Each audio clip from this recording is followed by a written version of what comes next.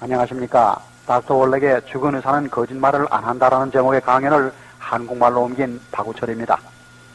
이 강연 테이프를 추가로 구입하고자 하시는 분은 이 테이프에 적힌 전화번호로 연락해 주시기 바랍니다. Hello, this is Dylan West speaking for the New Line Radio Network and the nationally syndicated radio show The Well. 여러분 안녕하십니까. 딜런 웨스트입니다. 미 전국 라디오 방송 네트워크 라디오쇼 건강의 시간 프로의 닥터 조엘 월렉을 소개합니다. 닥터 월렉은 1991년도 의학부문 노벨상 수상 후보로 지명되었습니다. 그는 지난 30여 년간 많은 사람들에게 자신의 건강을 직접 관리함으로써 만족한 삶을 살 수 있도록 도와드렸습니다. 매일 방송되는 라디오 프로 이외에도 닥터 월렉은 미국 전역을 돌며 수만 명의 청중들에게 1년에 300회 이상 강연을 합니다. 이 녹음도 캔사스에서 한 강연과 수백 명의 의사들이 참석한 청중을 상대로 뉴욕에서 한 강연을 편집한 것입니다. 그의 메시지는 의료계를 향해 경종을 울리는 도전으로 인간의 주어진 수명을 끝까지 건강하게 잘 살 수 있는 대안을 제시하고 있습니다. 여기 닥터 월렉의 그 유명한 죽은 의사는 거짓말을 안 한다라는 제목의 강연을 소개합니다. Further ado, here now is Dr. Wallach's famous lecture entitled Dead Doctors Don't Lie.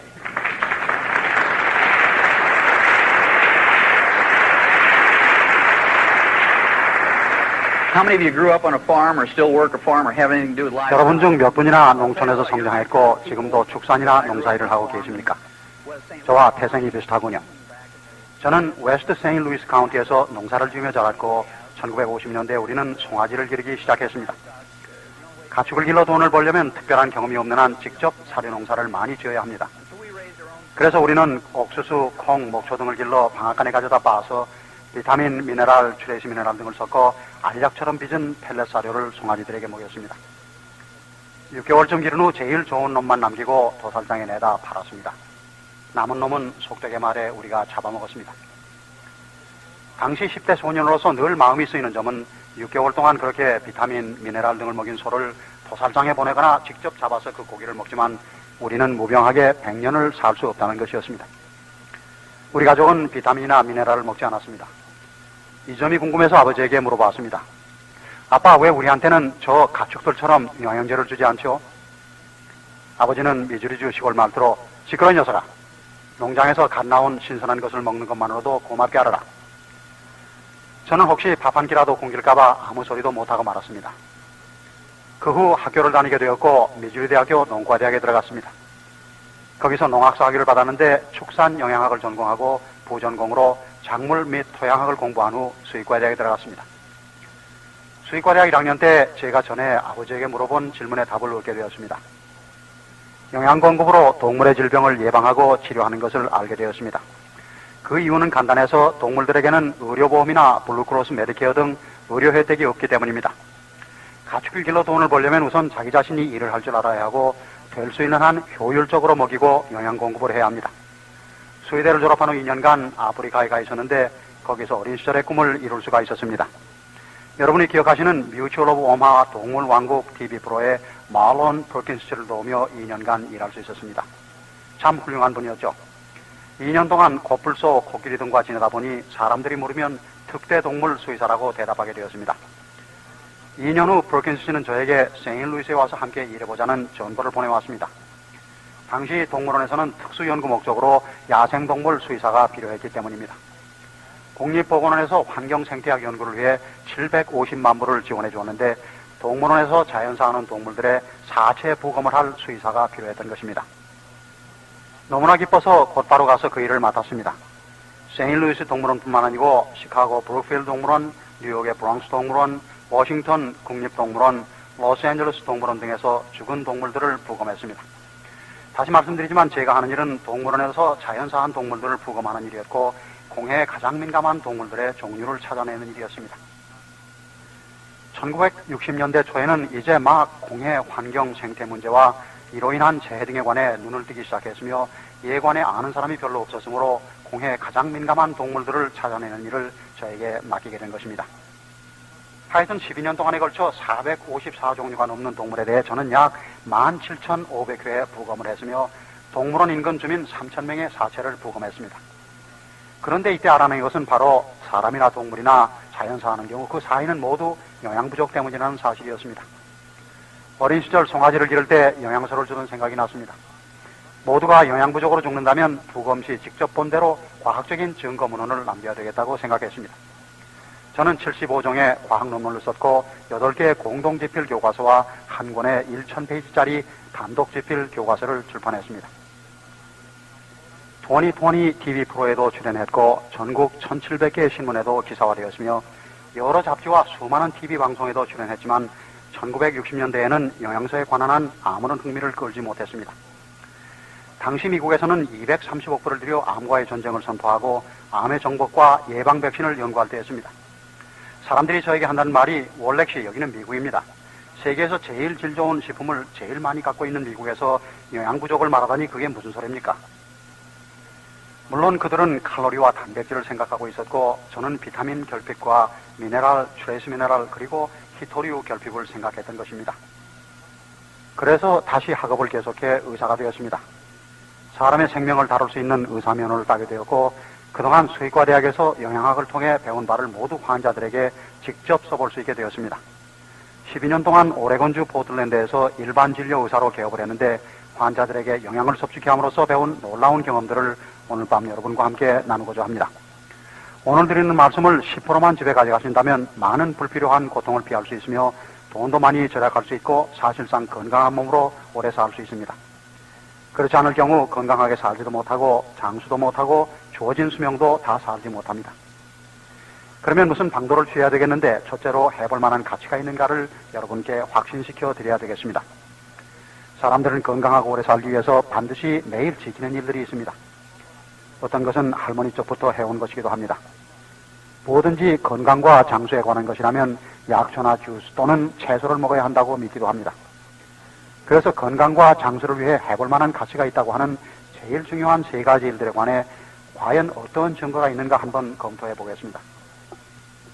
첫 번째로 구석기 시대 동굴 생활 방식인데 고기나 채소 등 모든 것을 날것으로 먹는 것입니다. 그럼 여기서 이런 생활 방식이 건강 장수하는 것에 도움이 된다는 증거가 있는가 한번 알아보겠습니다. 단 한 가지 확실한 증거를 찾는다면 오래된 아스라는 미라가 있습니다. 이 바짝 마른 시체인 미라는 이태리 알프스산 에스웰드 계곡에서 빙하가 오면서 나왔는데 한창 나이인 25세에서 40세 사이에 죽은 것으로 알려졌습니다.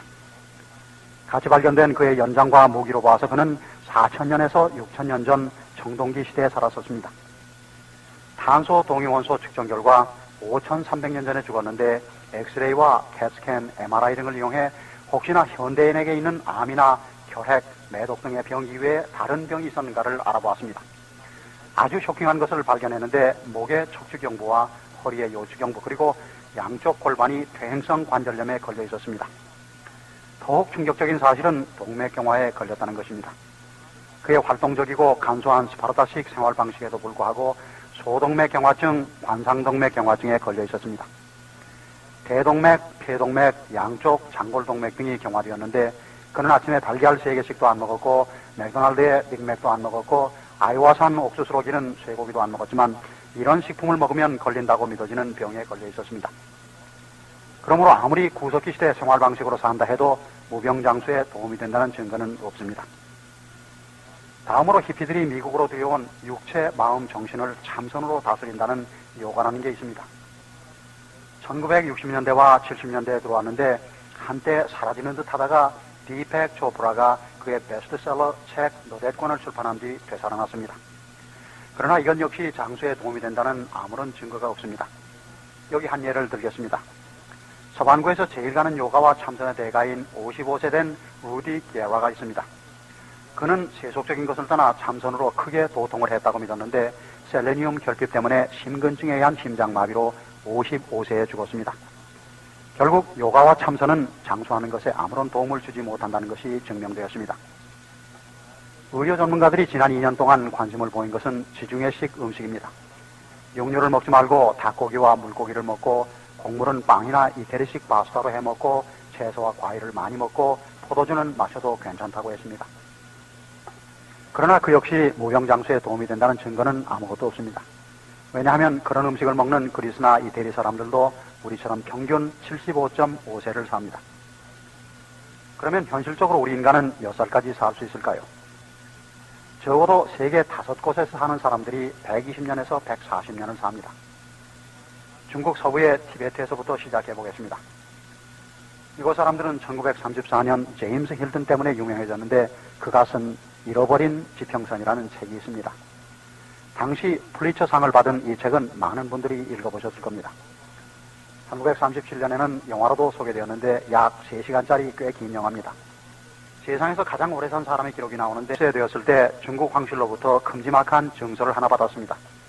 그가 1677년에 출생해서 150년 후에 중국 정부로부터 150세가 되었다는 증서를 받았고 200세가 되었을 때 또 증서를 하나 받았고 그 후 50년 뒤에 정부로부터 증서를 받았는데 256세에 사망한 것으로 되어 있습니다. 1933년 그가 사망했을 때 뉴욕타임스와 런던타임스에 그에 관한 기사가 실렸습니다. 그의 장수 기록이 꽤 잘 보관되어 있긴 하지만 한 200년쯤 산 것 같습니다. 다음으로 서부러시아의 게오르기아 사람들은 1970년대에 내논 요구르트로 유명해졌습니다. 크리미아 전쟁 노병들을 기억하시죠?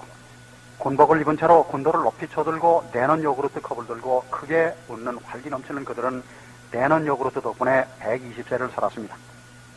다음으로 바로 남쪽의 아르메니아, 아테시아 그리고 아저바자 사람들도 구소련 내에서는 모두 장수하기로 유명합니다. 그들이 보통 120세에서 140세의 장수를 누리기 때문에 60여 년 동안 이에 대한 연구를 했습니다. 실제로 1973년 1월로 내셔널 지오그래픽 잡지에서 100세 이상 산 사람들에 관한 특별 기사를 사진을 곁들여 실은 적이 있습니다. 12장의 사진 중 기억에 남는 것은 석 장인데 그중 하나는 136세 된 할머니가 대나무자에 앉아 큰 큐바산 시가를 한 손에 들고 다른 한 손에는 8온스짜리 보드카 술잔을 든 채 파티를 즐기는 모습이었습니다. 그 할머니는 양로원에도 안 가고 힘이 들어 구부리고 앉아있지도 않았습니다. 136세의 나이에 삶을 즐기고 있었습니다. 다음으로 남녀가 둥그렇게 짝을 지어 앉아있는 사진인데 모두들 100년, 115년, 120년 등 결혼기념식을 치르고 있었습니다. 세 번째로 기억나는 사진은 아르메니아의 코카사스 산에서 트랜지스터 라디오를 들으며 옆차입을 따는 할아버지였습니다. 그의 출생기록이나 세례기록, 군대기록 그리고 그의 자녀들의 출생기록에 근거하여 내셔널 지오그래픽지는 그 당시 세상에서 가장 오래 산 사람으로서 그의 나이가 167세라고 했습니다. 서반구로 와서는 에콰도르 안데스 지방의 비카본바 원주민이 폭 유명하고 다음으로 그 이름 때문에 제가 가장 좋아하는 페루 동남부의 티티카카 사람들이 유명합니다. 그들은 티티카카 호수가 마추픽추 지역의 동부에 사는 주민들인데 120, 140세를 살기로 유명합니다. 지난 5월 11일 가장 오래 산 미국인으로 기네스북에 기록된 마거렛 스키즈라는 할머니가 있습니다. 이분은 버지니아주 레드포드 사람으로 115세에 죽었는데 사망 원인은 영양 부족이었습니다. 그의 사망 기사를 보면 알 수 있듯이 그는 낙상으로 인한 합병증으로 죽었습니다. 왜 죽었다고요? 맞습니다. 골다공증이었습니다. 칼슘 결핍 때문에 죽었습니다. 그는 심장병, 암 또는 당뇨병 등 아무런 지병이 없었는데 낙상한 지 3주 만에 칼슘 부족으로 죽었습니다. 65세 이상의 미국 사람이 골반이나 다리 또는 척추 골절상을 입으면 75%가 90일 이내에 죽습니다. 폐염이나 뇌졸중, 폐색전증 등 합병증으로 죽습니다. 그의 딸이 말하기를 그는 죽을 때까지 단 음식을 달라고 했다는데 이것은 나중에 좀 더 얘기하려고 하는 타이카라는 병입니다. 보통 초콜릿이나 설탕을 심히 먹고 싶어 하는 것은 후에 설명하겠지만 크로미엄과 버네디엄 결핍 때문입니다. 1993년 11월 6명의 생물학자들이 아리조나에 있는 완전 격리시설에서 2년을 생활하다 나왔습니다. 세상의 부부였는데 완전 식품을 먹었고 공기를 재순환해 썼으며 식품도 손수 재배해 먹었기 때문에 그들이 먹는 식품이나 물, 공기 등에는 공해가 전혀 없었습니다. 그들이 이곳에서 나왔을 때 로스앤젤레스 캘리포니아 대학의 노인과 의료 전문가들이 컴퓨터를 이용해 신체 검사를 했는데 만약 이들이 계속해서 그런 방식으로 살아나간다면 165세까지 살 수 있다고 예상했습니다. 그러므로 인간이 120에서 140세까지 살 수 있다는 것은 이제 더 이상 의심할 여지가 없습니다. 현재 미국에는 105세 이상 된 사람이 5만 4천 명에 달하고 있습니다. 2050년이 되면 105세 이상 된 사람이 150만 명이 될 것입니다.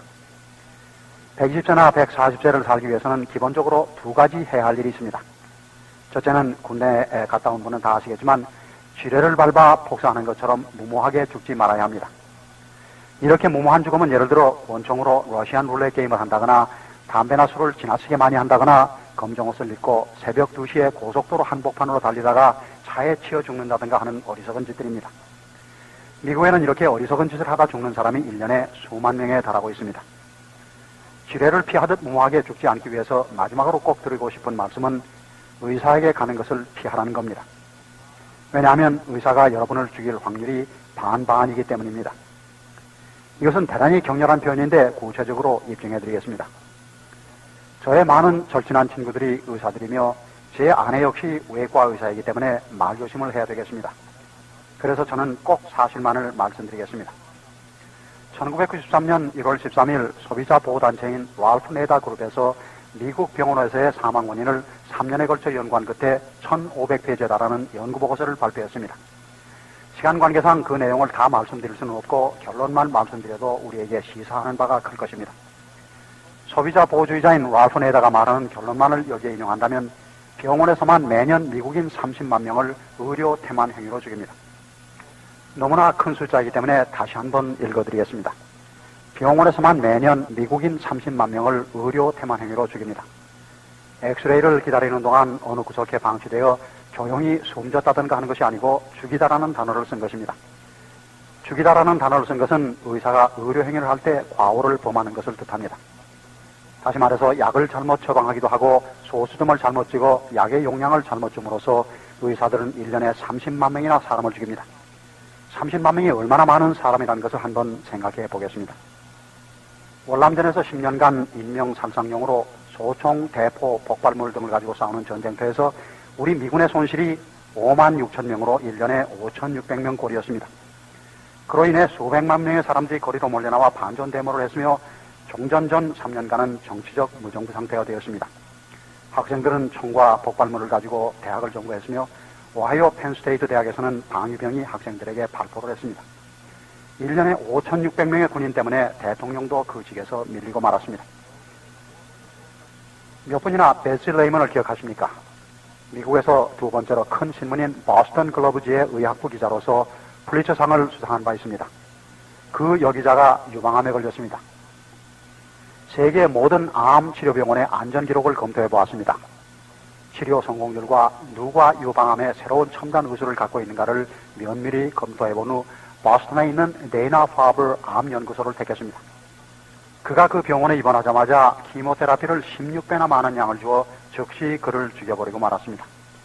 플리처상을 받은 유명한 기자이기 때문에 타임지에서 기사화했고 미국의 모든 신문들이 일면 기사로 다루었습니다. 여기 이 사진의 여자분 기억하시죠? 예, 제키 케네디 오나시스 맞습니다.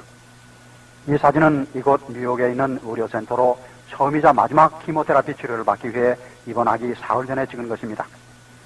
죽기 6개월 전에 비호지킨성 임파6종이라는 진단을 받았는데 이런 종류의 암은 10년, 12년, 15년을 생존할 수 있고 췌장암, 위암 또는 간암과 달라 비교적 고통이 적습니다. 이 사진에는 말기 암 환자처럼 보이지도 않습니다. 오늘같이 상쾌한 날씨에 친구와 함께 센트럴 파크를 거닐고 있는 모습입니다.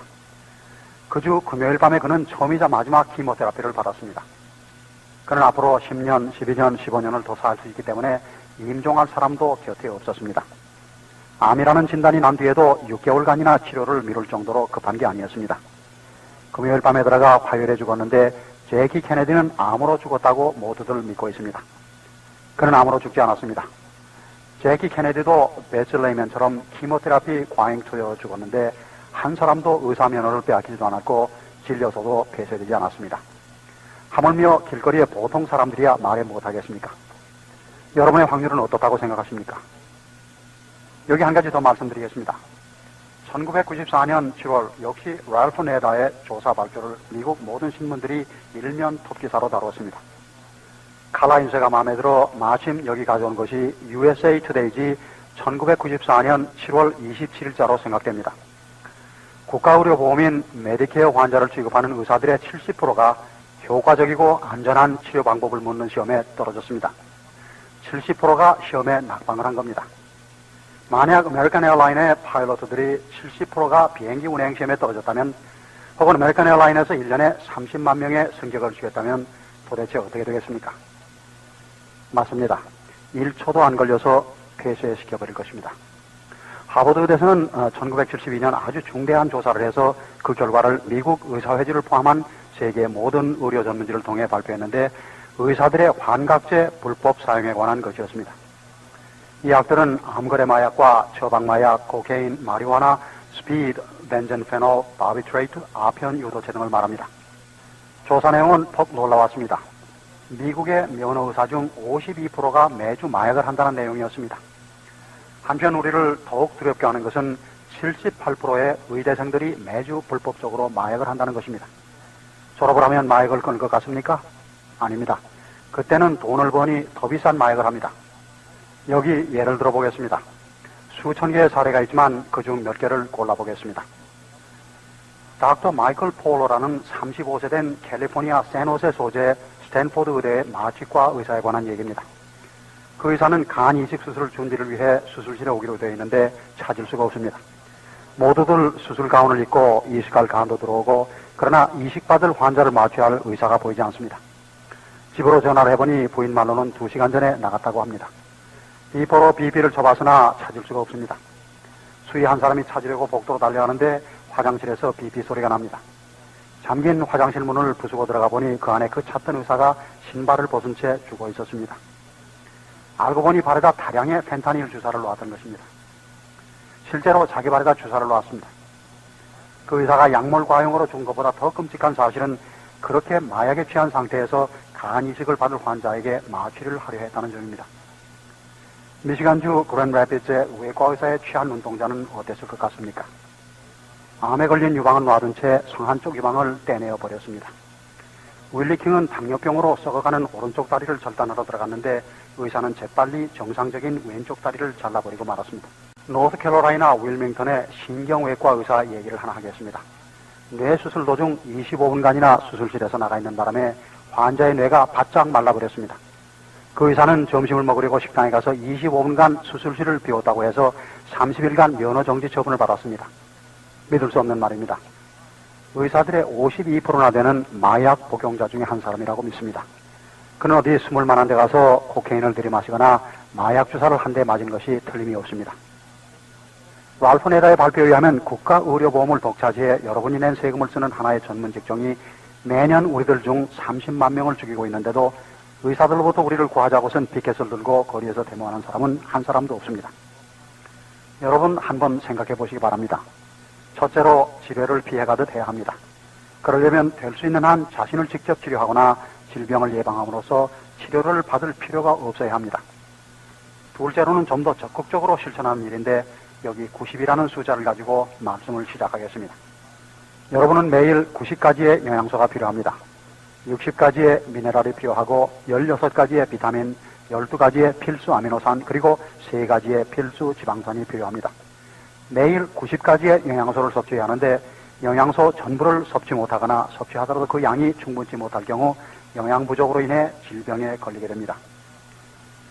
제가 가장 좋아하는 기사가 1992년 4월 6일자 타임지에 실렸습니다. 못 읽어보셨으면 근처 도서관이나 학교 도서실에 가서 복사해다 두시기 바랍니다. 커버 스토리로 다룬 기사인데 비타민의 실질적 힘, 암, 심장병 또는 노화를 방지할 수도 있는 새로운 연구라고 되어 있습니다. 거기에는 6페이지에 달하는 긍정적 내용이 들어있는데 단 한 줄의 부정적 내용이 있습니다.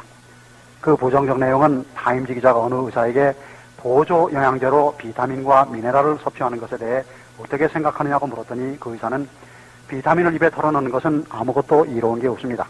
우리가 먹는 음식에는 필요한 모든 비타민이 들어있으므로 영양보조제를 섭취하는 것은 단지 비싼 소변만 볼 뿐이라고 했습니다. 이렇게 콧방귀를 낀 의사는 바로 뉴욕시의 마운트 사이나이 의대 교수인 닥터 빅터 허버트였습니다. 자, 이 말을 미주리주 시골 말투로 바꿔 말하자면 비타민과 미네랄을 먹으면 달러를 오줌으로 다 쏴버린다는 뜻입니다. 아무런 대가 없이 달러 뭉치를 변기 속에 넣고 확 씻어 내보낸다는 말입니다. 그건 돌파리들이 비타민이다 미네랄이다 해서 당신네 돈을 긁어간다는 말입니다. 대강 이상과 같은 말일 겁니다. 자, 그러면 한번 들어보시기 바랍니다. 1993년 9월 국립암연구원과 보스턴에 있는 하버드 의대 공동으로 암 환자에 대한 연구를 한 결과 항암 식품을 찾아냈다고 발표했습니다. 의학계에서는 중국을 택해서 이 연구를 시작했는데 중국의 호남성에서는 세계에서 가장 높은 암 발생률을 보였기 때문입니다. 5년 동안 2만 9천 명에게 각기 다른 비타민과 미네랄을 미국인 일일 권장량의 2배씩을 투여했습니다. 예를 들어 어떤 그룹에서는 비타민C를 주었는데 일일 복용 권장량이 60mg이니까 이 2배인 120mg을 주었습니다. 이것은 보잘것없이 적은 양입니다. 어느 건강식품점을 가도 비타민C 한 알에 500mg 이하짜리는 살 수가 없습니다. 노벨상을 2씩이나 수상한 라이너스 폴링은 말하기를 암을 예방하려면 하루에 1만 mg의 비타민C를 섭취해야 한다고 합니다. 한 연구 그룹에 투여한 일일 권장량 2배 비타민C 아무런 효과도 없었습니다. 비타민 A 2배 역시 아무런 효과가 없었고 아연, 라이보플라빈, 니코틴산 투여도 아무런 효과가 없었습니다. 그런데 다른 한 그룹에서는 큰 효과가 나타났습니다. 이 그룹에서는 3가지의 영양소를 주었는데 즉 비타민 E와 베타캐로틴 그리고 트레이스 미네랄인 셀레늄을 일일 권장량의 2배를 주었습니다. 어느 영양소나 실험 결과 0.5%의 좋은 효과가 있으면 인류의 삶을 크게 향상시키기 때문에 연구 보고서를 발표합니다. 여러분 0.5%는 대단히 유익하다는 통계 숫자를 기억하시기 바랍니다. 비타민 E와 베타캐로틴 그리고 트레이스 미네랄인 셀레늄을 5년 동안 복용한 그룹에서는 모든 질병으로 죽은 사람 수가 9%나 줄었습니다. 그 5년 동안 거의 100명에 10명 혹은 10명에 1명은 어떤 병에 걸렸건 죽을 거라고 한 사람들이 생존하게 된 것입니다. 위에 말한 3가지 영양소를 주지 않았을 경우 죽었을 모든 암 환자의 13%가 살아남았습니다. 그래서 100명 중 13명이 생존하게 되었고 중국 호남성에서 가장 흔한 위암과 식도암으로 죽었을 환자 21%, 즉 100명 중 21명이 살게 되었습니다. 과거 미국에서는 230억 불을 들여 암과의 전쟁을 선포하고 암의 치료와 예방 백신 연구를 했으나 암 환자는 1971년 이후 18%나 증가했습니다. 여기 오신 분의 대부분은 위에서 말씀드린 3가지 영양소 복용을 실천하고 계시겠지만 남이 하라고 권할 때까지 기다리지 마십시오. 만약 모르고 계셨다면 이 말씀 한 가지만으로도 여기 오신 덕을 톡톡히 보신 것입니다. 미국이 독립한 1776년부터 2차 대전이 끝날 때까지 미국 정부는 총 8천만 불의 돈을 국민보건사업이나 연구비로 썼는데 지금은 어떻습니까? 1년에 1조 2천억 불을 국민보건사업에 쓰고 있고 이건 또한 우리에게 공짜죠? 젠장, 공짜는 무슨 공짜냐고요? 그렇습니다. 보험 혜택 때문에 공짜처럼 생각되지만 사실은 우리가 모두 지불하고 있습니다. 한 말씀 드리죠. 만약 가축의 병을 사람 치료하듯 한다면 햄버거 한 파운드에 275불이 갈 것이고 반대로 가축의 치료 방법을 사람의 병 치료에 이용할 경우 고인가족 의료보험료는 한 달에 10불밖에 안 할 것입니다. 선택은 여러분의 자유입니다. 우리는 의료보험과 정부 지원으로 의사들을 부유하게 만들어주었기 때문에 그 의사들은 우리에게 갚아야 할 빚을 지고 있다고 생각합니다. 다른 산업의 경우와 마찬가지로 최소한 예를 들자면 위콜제라도 실시해야 한다고 믿습니다. 위콜제, 즉 결함 부분을 고쳐주겠다는 통보인데 이를 처음 시작한 것이 아마 25년 전 일로 알고 있습니다. 당시 랄프 네다라는 소비자 보호주의자가 알아보니 포드 자동차 회사에서 만든 핀토라는 차는 20마일 속도로 뒤에서 받쳤을 경우 가스탱크가 폭발해서 차 안에 탄 사람들이 모두 불에 타주게끔 제작됐다는 사실입니다. 사람들이 이 문제를 포드 회사에 항의해 보았지만 회사 측은 사고를 낸 것이 바보짓이지 보상은 무슨 보상이냐고 했습니다. 랄프 네다는 설계에 결함이 있음을 지적하고 연방법원에 소송을 했으며 결국 승소하게 되었습니다. 법원에서는 포드 회사로 하여금 모든 소비자들에게 차를 가져오면 무료로 고쳐주겠다는 위콜 통지서를 등기 우편으로 보내라고 명령했습니다. 신문의 비즈니스널을 보면 그 후 계속해서 이런저런 위콜 통지가 게재되는 것을 볼 수 있습니다. 시어스 백화점은 대만에서 만든 불량 타이머로 인해 한밤중에 화재가 발생하자 주요 가전제품 40만 대를 회수한 적이 있습니다. 의료계에서도 우리에게 이와 같은 대우를 해줘야 한다고 믿습니다. 과거 10년, 50년, 100년 혹은 300년 동안 의사들이 해온 말들이 옳지 않거나 사정이 많이 변했습니다.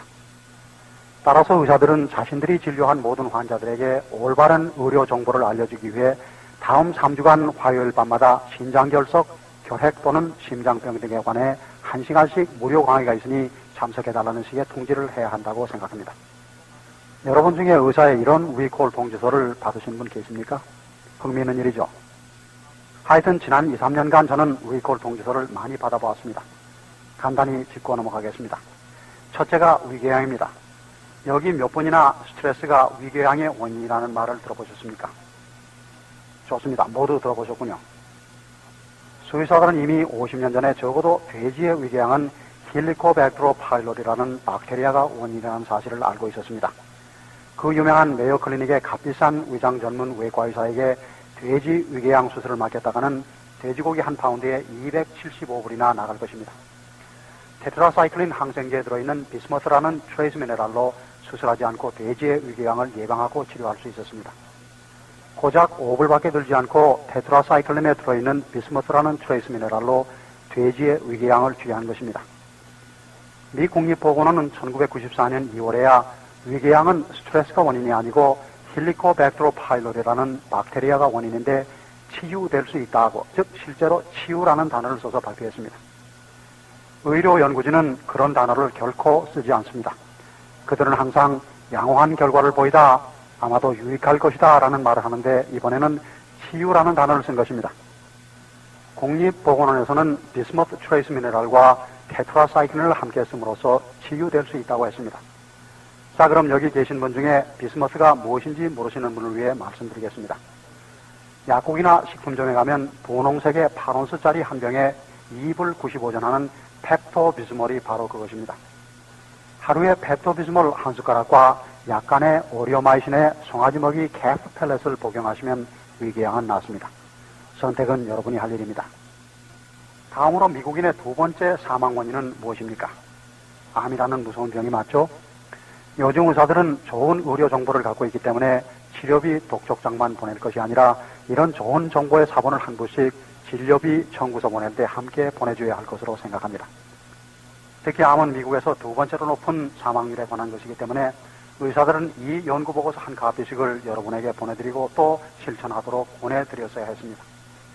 권하지는 않더라도 소식만이라도 전해주어 여러분 각자가 선택을 할 수 있도록 했어야 합니다. 여기에 제가 가장 즐겨 인용하는 병이 하나 있습니다.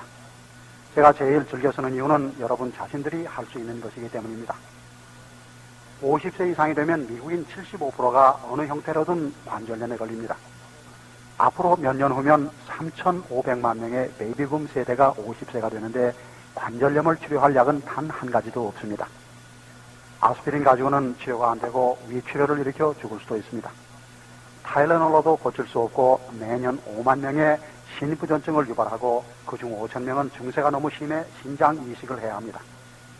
에드빌로도 고칠 수 없고 복용자의 2% 내지 5%가 간경화를 일으킵니다. 메토트렉세이트나 항염제를 쓰는 금을 주입해도 고칠 수 없고 골수의 흐름을 막아 정상적인 혈소판과 백혈구를 만들지 못합니다. 그래서 임신 중 관절염으로 이 약을 복용했을 경우 신경계통에 결함이 있는 아기를 낳을 위험률이 97%나 증가합니다. 프로토조온이나 코티존 등의 약들도 관절염을 치료하지는 못합니다. 이 약들은 면역체계를 억제하여 관절염보다 훨씬 더 무서운 병에 노출시키며 뼈속의 미네랄을 빠른 속도로 잃어버리게 합니다. 이런 약들은 고통이나 염증을 경감시키지 못합니다. 단 한 가지 방법이 있다면 관절 교체 수술뿐입니다. 골반이나 무릎을 새로 갈아 끼우거나 척추 융합과 손가락 성형수술도 필요하게 됩니다. 저는 환자들을 쇠고기 자르듯 하는 수술대로 보내는 것을 좋아하지 않기 때문에 제 자신 의사이면서 또한 수의사인 것을 10분 이용하게 되었습니다. 동물에게는 의료보험이 없기 때문에 수의사는 영양소를 찾아내어 동물의 질병을 치료하는 게 경제적입니다. 그래서 제가 한 것이 수의학 지식을 바탕으로 동물의 관절염을 예방하고 치료하도록 만들어진 여러 가지 배합 영양소를 찾아내어 인간용으로 개조하게 되었고 그것을 닥터 월렉의 돼지 관절염 처방이라고 이름 지었습니다. 사람들은 그 돼지 처방이 필요하니 더 좀 보내달라고 전화를 걸어옵니다. 지난 5년간만 해도 수천 명 아니 1만 명 이상의 환자들을 보아왔는데 모두 뼈의 퇴행성 질환으로 목을 돌리면 자루 속에 자갈이 갈리는 소리가 나는 뼈마디 사이의 관절염, 요통, 뼈의 돌기, 골다공증, 이가 흔들리는 것 등 이 모든 것이 다 뼈의 퇴행성 질환입니다. 골다공증으로 매월 25만 명이 닥터 월렉의 돼지 관절염 처방을 쓰고 있습니다. 실제로 효능이 있음이 틀림이 없습니다. 여기서 돼지 관절염 처방을 간단히 말씀드리겠습니다. 비방은 이렇습니다. 칼슘 강화 미닛메이드 오렌지 주스 5온스에 여자분들이 잘 아시는, 즉 손톱이 잘 부러지거나 끝이 갈라지는 데 복용하는 낙스 젤라틴 반온스인데, 잘 모르시면 식품점에 가면 있습니다. 거기다가 식물에서 추출한 액체 미네랄인 콜로이드 미네랄 한 온스를 하루에 2번씩 복용하는 겁니다. 하버드 의대에서는 닥터 월렉의 돼지 관절염 처방 중에서 제일 터무니없는 3분의 1만 한번 써보자 하고는 임상실험을 했습니다. 연구보고서는 1993년 9월 24일에 발표되었습니다. 이 연구보고서의 제목은 임상실험에서 닭고기의 단백질이 관절염으로 인한 부종 및 통증을 멈추게 하다였습니다. 항염제로 금을 주입하기도 하고 메토트렉세이트나 프로토존, 고지존, 물리치료 등 여러분이 상상할 수 있는 좋다는 것은 다 해보았고, 마지막으로 관절 교체 수술만 기다리는 환자들이었습니다. 하버드 의대와 원어병원에서는 이 수술을 하기 전 환자들에게 단기간의 실험 목적으로 90일, 즉 3개월만 고통을 더 참아줄 환자들을 찾는다고 했더니 29명의 지원자가 나왔습니다. 모든 방법을 다 써봤지만 치료가 실패로 끝난 이 관절염 환자 29명이 했다는 실험이 고작 매일 아침 오렌지 주스에 섞은 달게 연골가루 한 숟가락씩을 주는 것이었습니다. 단 한 숟가락의 닭뼈 가루였다는 말씀입니다. 하버드 의대의 발표에 의하면 10일 내에 통증과 염증이 사라졌다고 했습니다. 이들은 아무리 치료를 해도 나았지 않던 환자들인데 30일이 지나자 새 피클병 뚜껑을 비틀어 열 수 있었고, 90일 즉 3개월이 되었을 때에는 기능이 완전히 회복되었습니다. 그런데 한 가지 재미있는 사실은 담당 수석 연구원이 말하기를 3개월 후 이 약의 효과가 확실해졌다고 했습니다. 병이 나았으니 닭 물렁뼈를 약이라고 부르게 되었습니다. 치료 효과가 있었으니까요. 그렇죠? 당장 달려가 닭 연골에 특허를 냈습니다. 관절염 치료용 하버드 의대 닭 연골이라고 이름을 붙였습니다. 여러분도 1개월분에 3,500불을 주면 구할 수 있습니다. 이것이 좀 비싸다 싶으면 켄터키 프라이 치킨 가게에 가서 닭고기 5브러치 한 바켓을 사서 고기는 버리고 닭뼈 양끝을 씹어 먹으면 그것이 바로 똑같은 것입니다. 돈을 좀 더 절약하려면 어두운 밤에 손자를 데리고 켄터키 치킨 가게 뒤 쓰레기통으로 가는 겁니다. 5갤런짜리 바켓에다 닭뼈를 가득히 담아와 오븐에 말린 다음 망치로 빻아서 그 가루를 캡슐에 넣어 사용하면 됩니다. 누구에게도 말하지 않으면 괜찮습니다만, 혹시라도 아무개는 닭 물렁뼈 가루를 캡슐에 넣어 관절염을 고친다더라 하는 소문이 퍼지면 특허 약품을 허가 없이 제조했다고 미 연방의약국에서 잡으러 갈 것입니다. 그렇게 하기가 번거롭다면 아까 잠깐 말씀드렸듯이 아무 식품점에나 가면 낙스 젤라틴이 있습니다. 달걀 연골과 같은 것입니다. 반온스마다 연골질 황산염 5g이 들어있습니다. 암에는 상어 연골을 쓰지만 관절염에는 낙스 젤라틴이 그만입니다. 저의 비방은 칼슘이 첨가된 미닛 메이드 오렌지 주스 5온스입니다. 기억하시기 바랍니다. 보통 오렌지 주스가 아닌 칼슘이 첨가된 미닛 메이드 오렌지 주스입니다. 칼슘을 덤으로 섭취하는 겁니다. 거기다 낙스 젤라틴 반온스와 식물에서 추출한 액체 미네랄인 콜로이드 미네랄 한 온스에 섞어 하루에 2번씩 복용하시면 3개월 후 제가 다시 여기 올 때 그 관절염 환자들은 이 단상으로 뛰어올라와 기뻐서 키스를 하며 저를 끌어안을 것입니다. 매년 10만 명의 운동선수들이 시합 중이나 연습 중 또는 그 직후 죽습니다. 차량 사고로 죽는 수의 2배가 됩니다. 젊은 운동선수들의 갑작스러운 죽음에 대해 약간의 조사를 해봤습니다. 13세에서 30세 사이에 잘 훈련되고 경쟁력 있는 운동선수 29명이 연습 중 쓰러져 죽었는데 그중 35%가 동분결핍으로 인한 동맥류 파열로 죽었습니다. 머리카락이 휘어지는 것이 동분결핍증의 맨 처음 오는 증상입니다. 실험용으로 미 식품의약국에서 25만 마리의 칠면조에게 완전 사료인 터키 펠렛을 먹여보았습니다. 처음 13주가 되자 절반인 12만 5천 마리가 죽었습니다. 이 죽은 칠면조를 가져다가 죽은 이유를 알아보기 위해 주립진단소에서 부검을 해보니 한 마리도 빼놓지 않고 모두 대동맥 파열로 죽었습니다. 동맥류도 자동차 타이어가 풍선처럼 부풀어 오르는 이치와 같습니다. 길에 난 허방을 차바퀴로 심하게 치고 지나가면 타이어 안쪽이 속으로 터져 내부의 압력으로 풍선처럼 불룩하게 되는데 그것이 바로 약한 부분으로 운전 도중 열을 받게 되면 결국 터지고 맙니다. 동맥도 마찬가지입니다. 비록 정상 압력하에서라도 탄력성이 약해진 부위의 동맥이 내부 압력으로 풍선처럼 부푸는 것이 동맥류 파열입니다. 한 병리학자가 말하기를 그것은 분명히 동분 결핍 때문인데 그 이유는 동맥이나 피부나 기타 모든 조직의 탄력성 섬유를 만들어내기 위해서는 동분이 필요하기 때문이라고 했습니다. 그래서 다음 해에는 50만 마리의 칠면조에게 동분을 2배로 늘린 사료를 먹여보았습니다. 단지 동분 함량을 2배로 늘려 같은 사료를 먹였는데 한 마리의 칠면조도 동맥류 파열로 죽지 않았습니다. 그래서 이 실험을 쥐, 토끼, 개, 고양이, 그리고 송아지, 양, 돼지 등이 해보았고 이 병 이외에도 수많은 병들이 동분 결핍에서 온다는 사실을 알게 되었습니다. 여기에 자극을 받아 사람에 대해서도 동분 결핍증을 연구하기 시작했는데 동분 결핍의 첫 번째 신호는 머리카락이 희게 된다는 사실을 알게 되었습니다. 눈 가장자리나 몸에 생기는 주름살들이 말린 자두처럼 쭈글쭈글하게 되는 것도 피부에 유연한 조직이 없어져 버리기 때문입니다. 다음은 1년에 10만 명이나 되는 죽음에 관한 것입니다.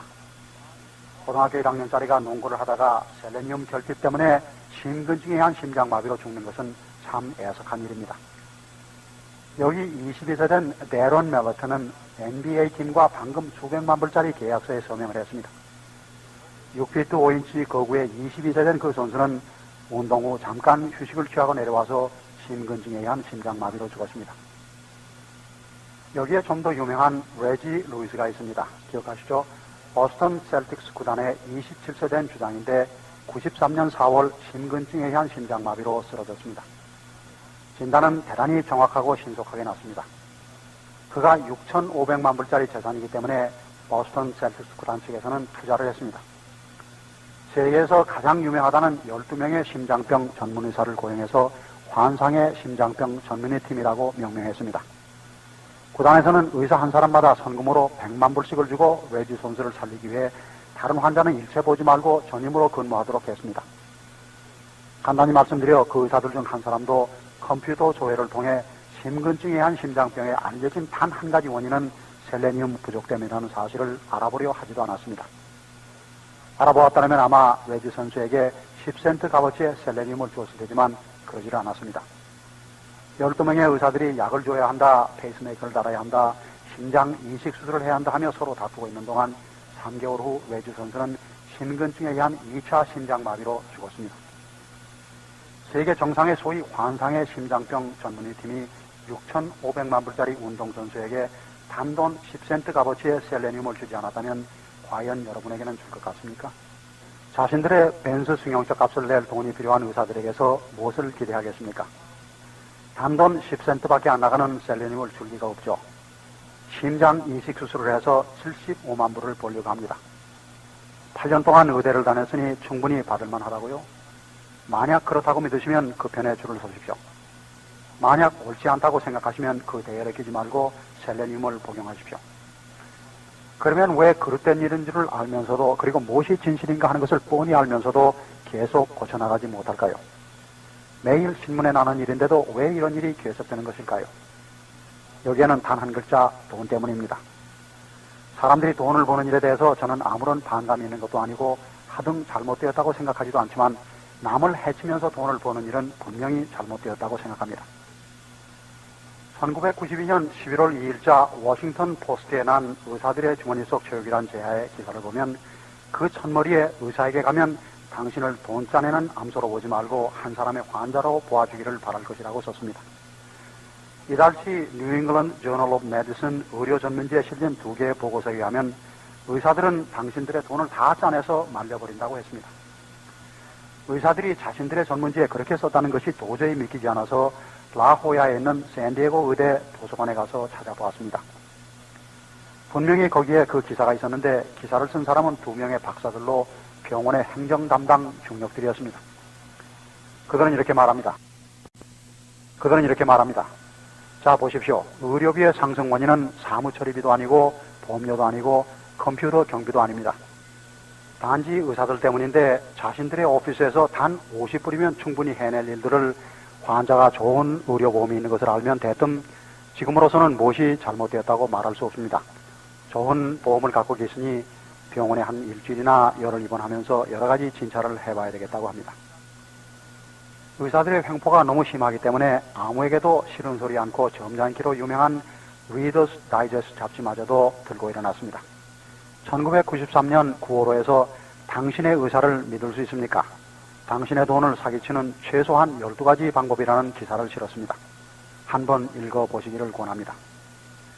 여러분이 아시다시피 저의 취미는 의사들의 신문 사망기사 수집입니다.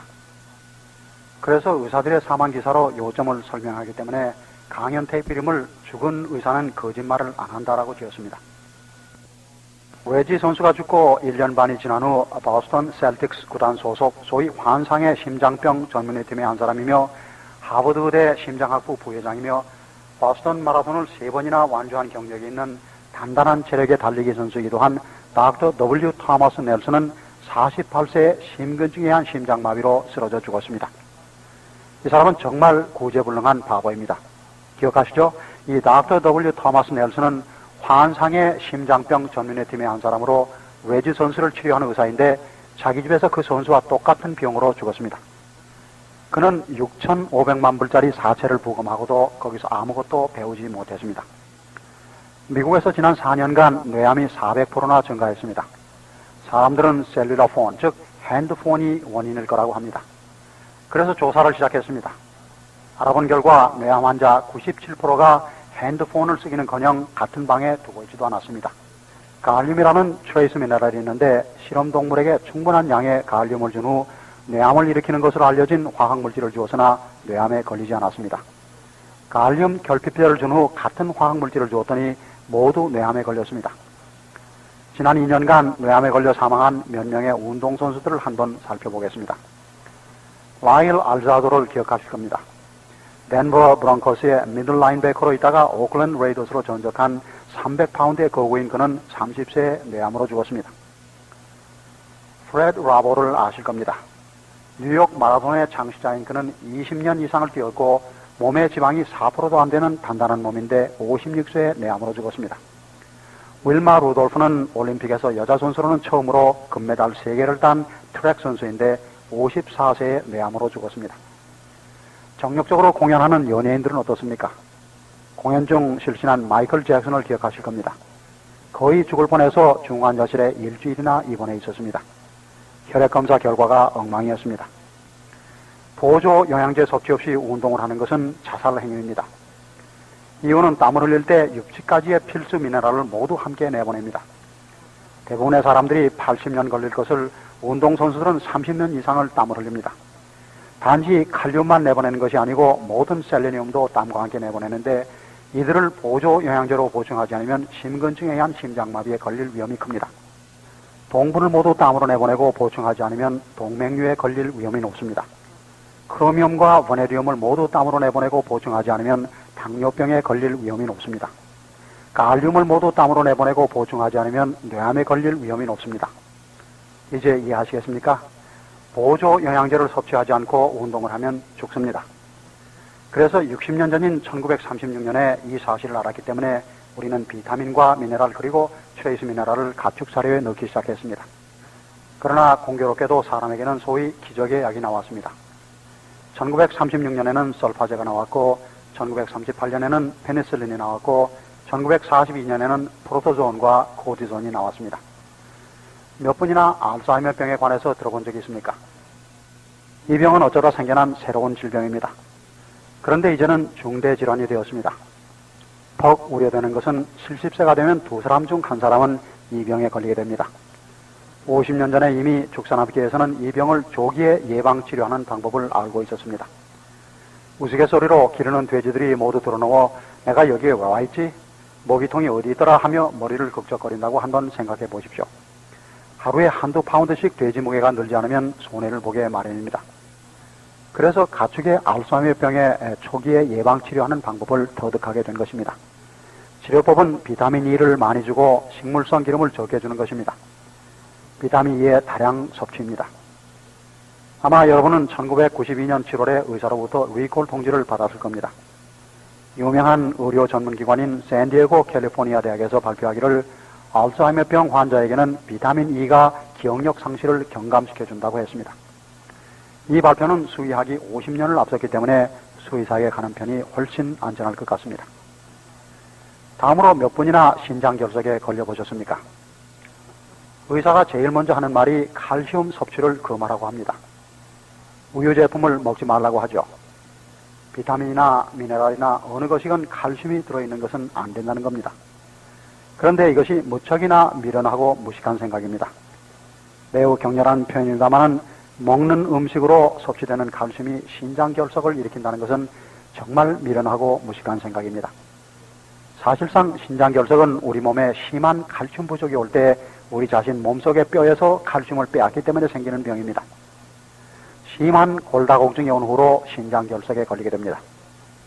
이미 1000년 전 축산 기록에 의하면 가축의 신장결석을 예방하려면 더 많은 칼슘, 더 많은 마그네슘, 더 많은 붕소를 주라고 되어 있습니다.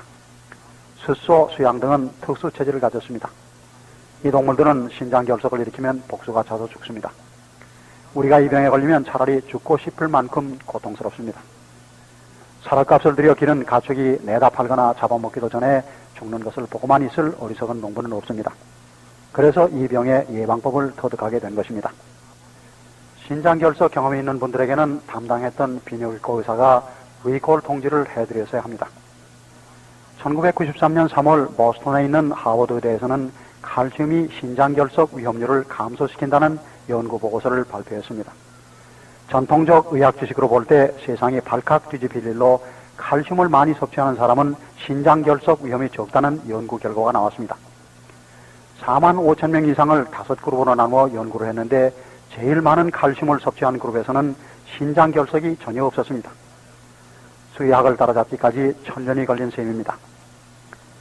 현재 미국인의 평균 수명이 75.5세인데 비해 미국 의사의 수명은 58세입니다. 통계상 한 20년을 더 살려면 의과대학을 가지 말아야 할 것 같습니다. 그런데도 의사들은 근엄한 표정으로 소금과 카페인을 끊고 버터 대신 마가린을 먹어야 한다고 말합니다. 이렇게 허튼 소리를 하는 의사들은 평균 58세에 죽습니다.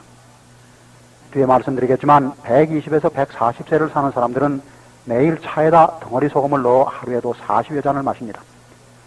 암염 40덩어리에 올리브 기름 대신 버터로 음식을 만들어 먹지만 120세를 삽니다. 그러면 누구를 믿겠습니까? 58세를 사는 사람을 믿을지 120세를 사는 사람을 믿을지는 여러분의 판단에 맡기겠습니다. 여기 몇 가지 재미있는 예를 들겠습니다. 스튜어트 카트라이트라는 38세 된 의사가 집에서 갑자기 쓰러져 죽었습니다. 이 가정리의 사망 원인은 동맥류 파열이었습니다. 그 의사의 죽음은 1957년의 일로 알고 있는데 칠면조도 죽지 않는 병으로 죽은 것입니다. 1957년이라는 말은 그해 동맥류는 동분 결핍에서 온다는 사실을 알게 되었기 때문입니다. 다음으로 정맥류인데 이것 역시 유연한 조직이 파괴되기 때문에 생기는 병입니다. 팔밑이나 가슴, 배, 다리 등의 살이 축 늘어지는 것은 성형외과에 가서 성형수술을 할 수는 있으나 동분을 섭취하는 것이 훨씬 값싸고 효과적이고 안전합니다. 여기 다른 예를 하나 들겠습니다. 이 사람은 의사들의 의사로서 하버드 의대를 졸업하고 예일대에서 의학 박사학위를 받은 닥터 마틴 카터인데 57세에 죽었습니다. 그는 그토록 유명한 의사들의 의사였기 때문에 물론 제일 유명하다는 의사가 사체 부검을 했습니다. 락케펠러 대학병원의 닥터 줄스 허시가 부검 결과를 발표했는데 사망 원인은 대동맥류 파열이었습니다. 왜 죽었다고요?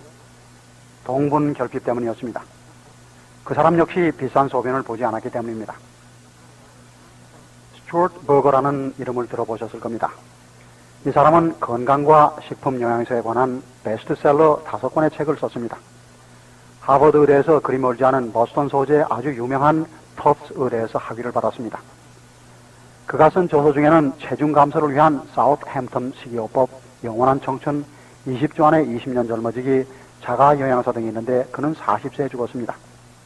이 사람의 식이요법을 누가 따르겠습니까? 이 의사는 심근증으로 40세에 죽었습니다.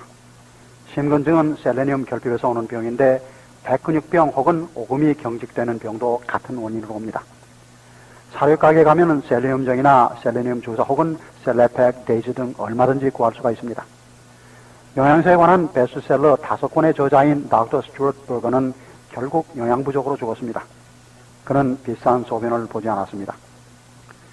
이제 여러분은 하루에 단돈 10센트로 심근증을 완전히 예방할 수 있는데 이걸 하지 않는다면 바보 중에 정말 구제불능한 바보입니다.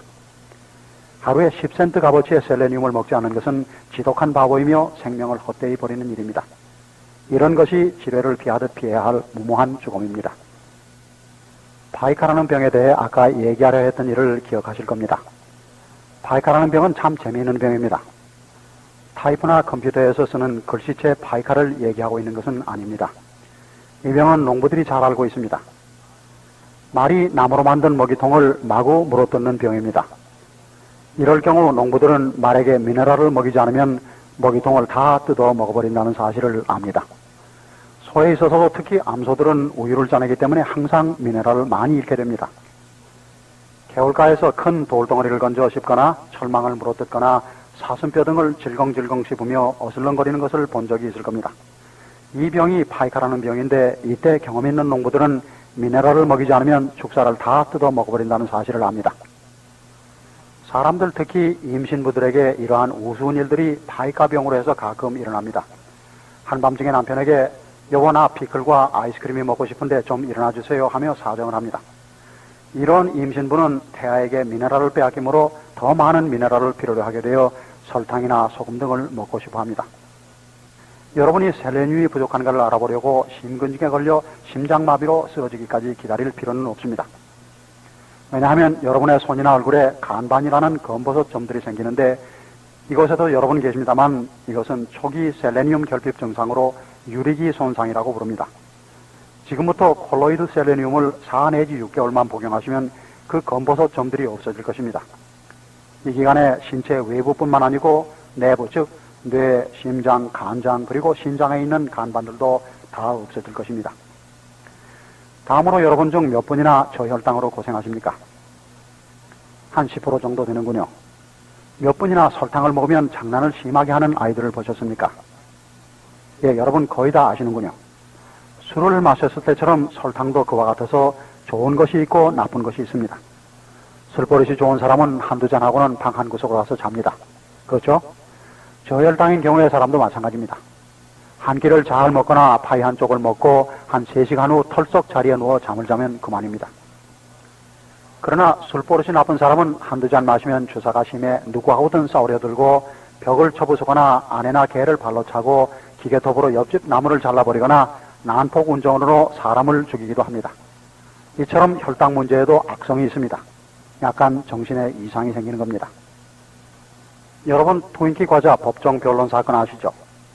어떤 사람이 두 사람을 죽이고는 이 살인사건이 있기 3시간 전에 자기가 트윈키 과자를 먹었다고 주장을 하고 설탕을 먹기만 하면 일시적 정신 이상이 된다고 해서 무죄로 석방된 일이 있습니다. 크로미움과 베나디움의 부족은 혈당 문제의 원인이 됩니다. 저혈당을 한동안 방치해두면 당뇨병을 일으킵니다. 크로미움과 베나디움의 부족, 즉 주석결핍의 조기 증상은 남성형 대머리로 나타납니다. 여기에도 주석결핍증 환자가 여러 분 계시는군요. 오래 방치하면 귀머거리가 됩니다.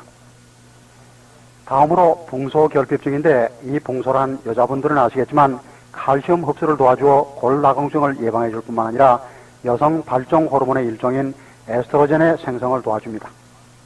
남성들에게는 남성 호르몬 테스토스테론의 생성을 도와줍니다. 붕소를 충분히 섭취하지 않을 경우 여성들은 폐경기를 고통스럽게 지나게 되며 남성들은 테스토스테론을 만들어낼 수가 없으므로 남성 구실을 못하게 되어 우스갯말로 춤을 추러 가서도 리드를 해야 할지 여자에게 리드를 당해야 할지 혼란이 올 겁니다. 다음으로 아연 결핍증의 초기 증상은 냄새와 맛을 잃기 시작합니다. 감기가 든 것도 아닌데 음식이 전처럼 맛이 있지 않다고 합니다. 부인은 저녁 준비를 하느라 하루 종일 밖에서 보냈는데 무엇을 요리했는지 궁금하지 않느냐고 물으면 집안에 들어서도 아무 냄새가 안 난다고 대답하게 됩니다. 그게 바로 아연 부족 때문입니다.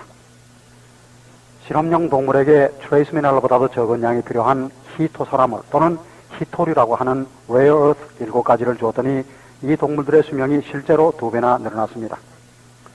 이것은 아직 사람에게 증명된 것은 아니지만 저는 의사들이 500년이나 지나야 승인할 때까지 기다리지 않겠습니다. 아직도 의사들은 뻔히 다 아는 비타민C나 칼슘에 관해서도 서로 논쟁을 벌이고 있지 않습니까? 실험용 동물이 한 마리라도 죽기는커녕 생명이 2배나 늘어났고 더구나 그것은 규제 대상의 의약품도 아닙니다. 이 히토리는 란탄, 프라세리뮴, 네오드뮴, 사마리움, 유로피움, 노빌리움, 그리고 튤륨이라고 합니다. 이 이름들이 구약 성경에 나오는 옛 도시 이름에서 따온 것들인데 무슨 이유가 있을 것입니다. 기억하시다시피 우리에게는 90가지의 영양소가 필요한데 그 중에 60가지의 미네랄과 16가지의 비타민과 12가지의 필수 아미노산과 3가지의 필수 지방산이 필요합니다. 다행히 일단의 식물군이 대부분의 비타민과 아미노산, 지방산을 만들어냅니다. 식물은 공기 중에 탄소를 흡수해서 탄소 연쇄와 비타민, 아미노산 그리고 지방산을 만들기 때문입니다. 그러나 이런 영양소를 올바로 섭취하려면 하루에 15가지의 다른 식물들을 적절한 비율로 섞어 먹어야 하는데 이론적으로는 가능할지 모르나 대부분의 미국 사람들은 그렇게 하지를 않습니다. 보통 미국인들은 베티 크로커 박스에 든 감자싹이나 좀 먹으면 채소를 다 먹는 줄 압니다. 여러분도 채소가 무엇인지에 대해 주의 깊게 생각해 와야 합니다. 사람들은 의사가 시키는 대로 저지방 칠면조 고기를 가슴 부분을 먹는데 거기에다 반병이나 되는 마요네즈를 듬뿍 발라서 영양분이 거의 없는 원더브레드 빵 2쪽에 넣어 먹습니다. 50년 전 제가 어렸을 때 원더브레드 빵이 있어서 참 즐거웠습니다. 당시에는 TV도 없고 빙빙 돌아가는 세탁물 건조기도 없는 때라 겨울이라 별로 할 건 없고 해서 부엌에 앉아있다가 원더브레드 빵에 대한 궁금증이 생겼습니다. 이 빵의 겉에는 빨강, 파랑, 녹색 그리고 노란 풍선이 그려져 있었고 라벨에는 체력을 돕는 12가지 방법이라고 써 있었습니다. 약 15년 뒤에는 미 식품의약국에서 체력을 돕는 8가지 방법이라고 고치라고 했습니다. 요즘 가게 가서 원더브레드 포장을 보면 단지 원더브레드라고만 적혀 있습니다. 이게 무엇을 뜻하는지 아시죠? 이론적으로는 가능할지 모르지만 음식에서 적절한 비율로 비타민, 아미노산, 지방산을 섭취한다는 것은 기대하기 어렵습니다. 우리 자신들과 가족들의 생명이 귀중하다면 필요한 모든 비타민과 아미노산 그리고 지방산을 섭취해야 합니다. 그렇지 않고서는 절대로 120 혹은 140세를 살 수 없습니다. 미네랄에 관해서라면 얘기가 달라집니다. 퍽 참담한 얘기를 해야 되겠습니다. 식물은 자체적으로 미네랄을 생산해내지 못하고 토양에 더 이상 미네랄이 없으면 식물에도 미네랄은 없게 됩니다. 이 강연이 끝나고 돌아가실 때 미 국회 상원 문서 번호 264호를 한 부씩 가져가시기 바랍니다. 이 상원 문서 264호는 제74차 국회 제2회기 때 나온 것인데 우리의 농토와 강우 토양은 미네랄이 고갈되어 거기서 나는 곡식이나 과일, 채소 및 나무 열매 등에는 미네랄이 부족하기 때문에 이것을 먹는 사람들은 미네랄 결핍증에 걸린다고 되어 있습니다. 단 이 병을 예방하고 치료하려면 미네랄 보조식품을 섭취해야 한다고 했습니다. 이것은 미 국회 상원 문서번호 264호로 제74차 국회 제2회기 때인 1936년에 미 국회에서 작성하여 발표한 것입니다. 그러면 지금은 그 당시보다 상황이 나아졌다고 생각하십니까? 나아지기는커녕 더더욱 악화되었습니다. 이유는 간단합니다. 우리는 소위 NPK, 즉 질소, 인, 칼륨을 계속해서 농토에 뿌립니다. 이 3가지 비율, 즉 질소, 인, 칼륨을 여러 가지의 비율로 배합해서 뿌리는데 그 이유는 수확량이 늘기 때문입니다. 60가지의 미네랄을 농토에 뿌려봤자 수확량이 늘어나지는 않지만 한 에이커당 40%치의 비료만 들이면 최고의 수확량을 올릴 수 있기 때문입니다. 수확을 할 적마다 농작물이 토양에서 미네랄을 빼앗아가기 때문에 그 농토의 미네랄을 고갈시키는 데는 단 5년 내지 10년밖에 걸리지 않습니다. 매번 수확을 할 적마다 토양에서 한 에이커당 여러 파운드의 미네랄을 빼앗아가기 때문에 오래지 않아 미네랄은 바닥이 나고 맙니다. 한 달에 3불씩 수표 계좌에 입금을 하고 수표는 한 달에 60불씩을 끊는다면 뻥뻥 부도가 나는 것은 뻔한 일이 아닙니까? 우리의 농토에는 더 이상 미네랄이 남아있지 않기 때문에 우리의 건강관리로 1년에 1조 2천억 불씩 들어갑니다. 우리는 미네랄을 의식적으로 섭취해야 하며 건강을 지키는 것은 우리 자신의 책임입니다. 그러면 수천 년 전 사람들은 상업용 비료도 없었는데 어떻게 지냈느냐고 묻는 질문을 많이 받습니다. 이집트의 나일강이나 인도의 간지스강이나 혹은 중국의 황하 유역에 살던 사람들은 해마다 우리가 얼마 전 북부 미주리강 유역에서 당한 것 같은 대홍수를 만나게 되어 있었습니다. 홍수가 날 때마다 500마일 혹은 1000마일 떨어진 산에서 흙을 날라다 줍니다. 우리는 지금 홍수가 나지 않게 해달라고 하나님께 빌지만 그들은 그들의 신인 산신이나 수신 등 모든 신들에게 제발 홍수가 나게 해달라고 빕니다. 그들이 이렇게 홍수가 나도록 비는 이유는 홍수가 겨울철에 나며 이로 인해 흙과 미네랄을 날라다 주기 때문에 비는 매우 귀중한 것입니다. 알렉산더 대왕의 아버지인 필립 왕은 12살 먹은 어린아이인 이집트의 여왕 클레오파트라와 결혼을 했습니다. 영화에서 엘리자베스 테일러처럼 아름다운 의상으로 꾸미지도 않았고 납작한 가슴에 별로 섹시할 수가 없었습니다. 그러나 필립 왕이 이 어린아이와 결혼한 것은 세상에서 가장 좋은 미를 확보하기 위해서였습니다. 후에 그의 아들인 알렉산더 대왕이 자신의 마케도니아 군대로 하여금 세계를 정복하려면 세계에서 가장 질이 좋은 밀로 만든 음식을 먹여 하루에 20시간을 행군하고 6시간씩을 싸워 이길 수 있기를 바랐기 때문입니다. 그들이 제일 좋은 밀을 가져올 수 있는 곳은 이집트라는 것을 알았습니다. 미네랄을 가져다 준 것은 바로 홍수였습니다. 모든 문화, 예술, 공업기술이 그곳에서 발달하는 것은 그 사람들이 좀 더 좋은 영양소, 즉 더 많은 미네랄을 섭취할 수 있었으므로 지능이 더 발달했기 때문입니다. 여기서 두어 가지 미네랄에 관해 말씀드리겠습니다. 그저 두어 가지 이해하는 데 도움이 되도록 말씀드리겠습니다. 모두가 중요하겠지만 제일 평범한 것 한 가지, 칼슘을 택해 보겠습니다. 칼슘 결핍은 147종류나 되는 질병을 유발합니다. 단지 병명들이 다를 뿐입니다. 벨폴시처럼 사람 이름을 따서 지은 병명들입니다. 이 병은 얼굴 한쪽이 축 처지는 병인데 여러분이 다 아실 겁니다. 이 병은 사실 뇌졸중에서 오는 것이 아니고 안면 근육에 결함이 생겨서 오는 것으로 사실은 칼슘 부족이 원인입니다. 나중에 좀 더 얘기하겠습니다. 여러분 모두 골다공증을 아시죠? 미국 성인 사망 원인의 10번째 가는 병입니다. 고관절 교체 수술에는 35,000불의 비싼 비용이 듭니다. 의료보험 때문에 또 공짜라고 생각하신다면 그만입니다만 양쪽 고관절 수술에는 7만 불이 드는 비싼 수술입니다. 10번째 사망 원인인데 115세에 죽은 버지니아 레드포드의 미세스 스키츠를 기억하시죠? 낙상으로 인한 합병증으로 죽었습니다. 다음으로 잇몸이 작아지는 치은 후대병이 있습니다.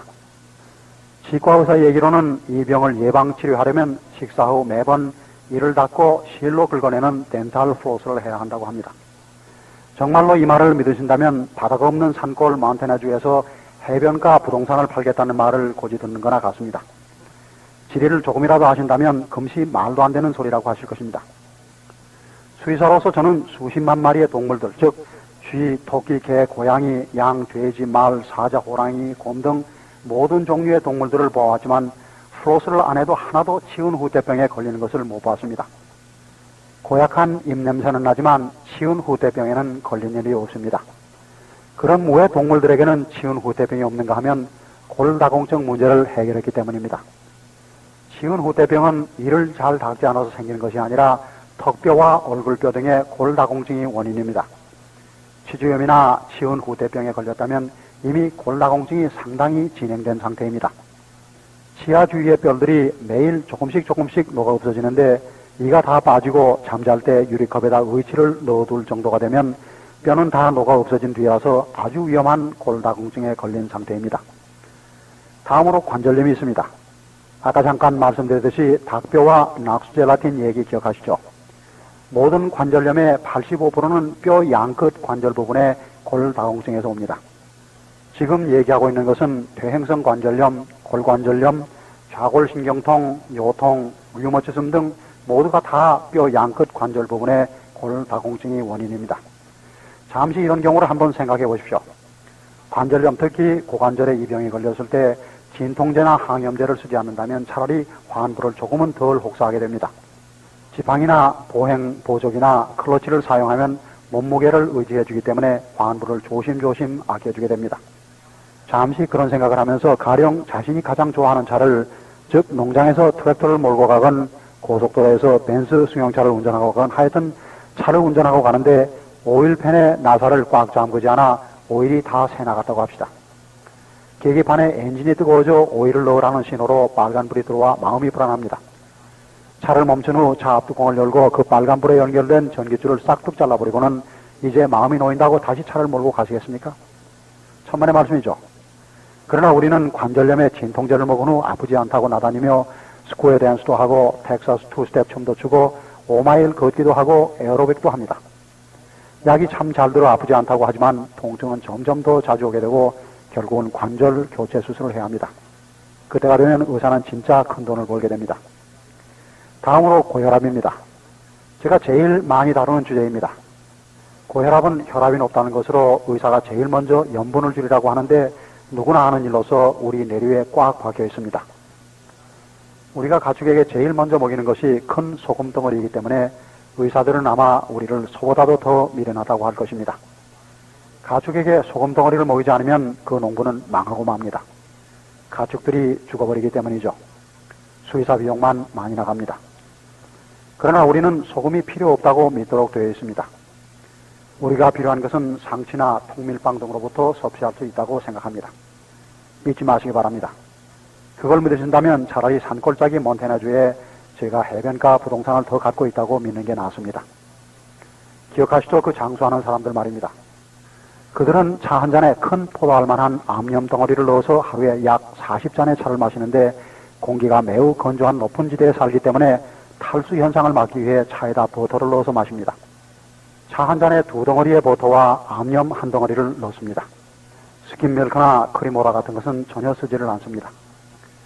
58세밖에 살지 못하는 의사들은 소금도 버터도 먹지 말라고 합니다. 120세를 사는 사람들은 버터와 소금을 먹습니다. 선택은 여러분의 자유입니다. 여러분이 낸 세금 3천만 불을 들여 20년 동안 연구를 해서 2년 전에 발표한 내용을 보면 고혈압 환자 5천 명에게 고혈압 약을 끊게 하고 염분을 줄인 음식을 주었다고 합니다. 음식에서 염분을 제한했더니 모두 죽었다고 합니다. 놀랄 일이 아니죠. 그러나 어떤 사람은 이 연구로 인해 박사학위를 받았고 좋아들 했을 것입니다. 이런 결과를 보고 의사들은 단지 99.7%만이 죽기 전에 아무런 효과가 없었고 0.3%는 약간의 효과가 있었다고 했습니다. 염분을 줄임으로써 죽기 전에 혈압을 1포인트 내릴 수는 있었습니다. 그래서 이 기사를 읽어본 후 글쎄 그 한 포인트뿐이라면 음식 맛 좋게 소금을 넣은 피넛버터도 먹고 피클도 먹고 음식에 소금도 넣는 게 낫겠다는 결정을 내리게 된 것입니다. 그래서 5천 명의 고혈압 환자 대조군에게 칼슘을 1일 권장량의 2배를 주다가 6주 만에 임상실험을 중단해버렸습니다. 그 이유는 단지 칼슘 섭취량을 2배로 늘린 것만으로 85%의 고혈압 환자가 나아버렸기 때문입니다. 실패한 쪽 의사들이 고혈압 약 투여를 중단하고 이곳에 찾아가 약이 더 이상 필요 없다는데 어떻게 치료를 하느냐고 물었더니 칼슘 섭취량을 2배로 올려서 임상실험을 한 것뿐이라고 대답했습니다. 여러분 중 의사로부터 음식 맛을 좋게 하기 위해 음식에 소금을 넣어도 좋으니 칼슘을 2배로 늘려서 섭취하라는 리콜 통지서를 받은 분 계십니까? 한 분도 안 받으셨군요. 참 흥미로운 일입니다. 다음으로는 불면증이 있습니다. 밤새도록 전전반측하며 지새다가 아침에 일어나면 잠자리에 들 때보다 더 피곤합니다. 의사는 2가지 치료를 해줍니다. 하나는 헬시온이라는 수면제를 주고 다른 하나는 바비츄레이트라는 약을 주는데 이것은 1년에 10,000명씩이나 약물 과용으로 죽게 하는 약입니다. 조지 부시 대통령이 일본에 갔을 때를 기억하시죠? 시차 때문에 일본에 갈 때 잠을 자도록 대통령에게 헬시온이라는 수면제를 좀 드렸는데 잠을 깨고 나면 헬시온의 부작용 중에 하나가 바로 메스꺼움과 구토증입니다. 일본어로는 어떻게 말했는지 모르지만 세계 TV에는 퍽 극적으로 비추어졌습니다. 그렇죠? 퍽 대통령답지 못했습니다. 다음 선거에서 낙선한 건 아마 일본 대사의 온몸에 토해버렸기 때문인지 모르겠습니다. 다음은 신장결석과 뼈의 돌기와 칼슘 축적에 관한 얘기입니다. 의사들은 정말로 어리석고 무식하게도 신장결석, 뼈의 돌기, 칼슘 축적 등은 먹는 음식에서 온다고 믿기 때문에 제일 먼저 칼슘과 우유 제품 섭취를 금하라고 합니다. 사실은 이와 반대로 이 칼슘은 아주 극심한 골다공증에 걸렸을 때 환자의 뼈에서 빠져나오는 것이기 때문에 칼슘 섭취를 줄일 게 아니라 더더욱 많이 섭취해야 합니다. 다음으로 경련입니다. 한밤중에 깨어나서 다리가 온통 목에 감길 정도로 쥐가 나 하나님 제발 무릎 아래로만 데려가 주세요. 아침까지 도저히 견뎌낼 것 같지 않습니다 하는 것을 우리는 흔히 경험합니다. 보통 있는 일입니다. 다음으로 PMS가 있습니다. 아시다시피 정신적이고 육체적인 월경전 증후군이라고 하는 것이 있습니다. 치료 방법 중 선택할 수 있는 것은 히스테리 절제 수술이라고도 하고 줄여서 히스테렉톰이라고도 하는 자궁 절제 수술이 있습니다. 이것은 100년이나 된 치료법으로 의사들은 1년에 28만 5천 번이나 불필요하게 이 수술을 합니다. 미국 의사협회에서까지도 불필요한 수술이라고 하면서도 의사 면허는 취소하지도 않고 환자들은 계속 찾아갑니다. 몇 년 전 캘리포니아 대학에서 발표한 바에 의하면 칼슘을 일일 권장량 2배를 섭취했을 경우 정신적, 육체적, 월경전 증후군의 85%를 제거한다고 했습니다. 이 발표가 있은 후 건강식품점 앞에는 사람들이 칼슘을 사려고 장사진을 쳤는데 모두 다 남자들이었습니다. 자기네 딸이나 여자친구나 아내를 위해 심지어 슬리핑백까지 갖고 와 줄을 서 있었습니다. 마지막으로 허리가 아픈 요통입니다. 컴퓨터 앞에 앉아 일을 하건 건조도미를 나르건 큰 트럭을 몰건 상관없이 미국인의 85%는 요통으로 고생하고 있는데 하여튼 이것은 큰 문제입니다. 허리디스크에 걸렸건 아니건 상관없이 요통은 척추뼈가 골다공증에 걸려있기 때문입니다. 척추뼈는 차차 약해지고 디스크는 어디에 의지할 데가 없으니 어떻게 되겠습니까? 디스크는 탄력성이 있는 근육 섬유로 되어 있는데 동분 결핍까지 겸하게 되면 물을 넣은 풍선에 압력을 세게 가하듯 결국 터져버리고 맙니다. 월경전 증후군으로 부인과나 내과 의사를 찾아가거나 가정문제 상담자나 정신과 의사를 찾기도 합니다. 쥐가 나거나 경련 때문에는 신경과나 내과 의사를 찾습니다. 칼슘 침착이나 뼈에 돌기 등에는 류마티즘 전문의나 정형외과나 또는 발병 전문의를 찾습니다. 신장결석은 비뇨기과나 내과 또는 외과 의사를 찾아갑니다. 불면증에는 정신과나 내과 의사를 찾습니다. 고혈압에는 심장병 전문의나 내과 또는 외과 의사를 찾습니다. 관절염에는 루마티스 전문의나 정형외과 또는 내과 의사를 찾습니다. 잇몸 후퇴는 치과나 치주염 전문의에게 갑니다.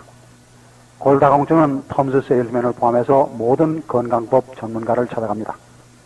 이런 병들은 단순히 칼슘 결핍에서 오기 때문에 하루에 단돈 10센트만 들이면 대처할 수 있는데 말입니다. 마지막으로 말씀드리고 싶은 것은 당뇨병입니다. 누구나 당뇨병에 약간씩은 접하게 됩니다. 미국 성인 사망 원인 중 3번째입니다. 이 3번째 사망 원인으로 당뇨병은 장립이 되는 것을 포함해서 심한 합병증과 부작용을 가져오는 병입니다. 신장 기능 정지를 가져와 투석과 신장 이식 수술을 하기도 합니다. 미국인의 사망 원인 중 제1호인 여러 가지 심장 혈관 질환도 유발합니다. 팔다리를 절단하기도 합니다. 한편 당뇨병이 있는 사람은 없는 사람에 비해서 평균적으로 수명이 짧습니다. 1957년에 축산업계에서는 2가지의 트레이스 미네랄로 당뇨병을 예방 치료할 수 있다는 것을 알았습니다. 이것은 퍽 의미심장한 얘기입니다. 1957년에 동물 실험을 통해 2가지의 트레이스 미네랄로 당뇨병을 예방 치료할 수 있었습니다. 이것은 아메리칸 사이언스와 국립보건원의 공식 학술지인 Federation Proceedings의 1957년 8월호에 발표되었습니다. 당뇨병을 예방 치료하기 위해서는 2가지의 트레이스 미네랄, 곧 크로미엄과 베네디움이 있습니다.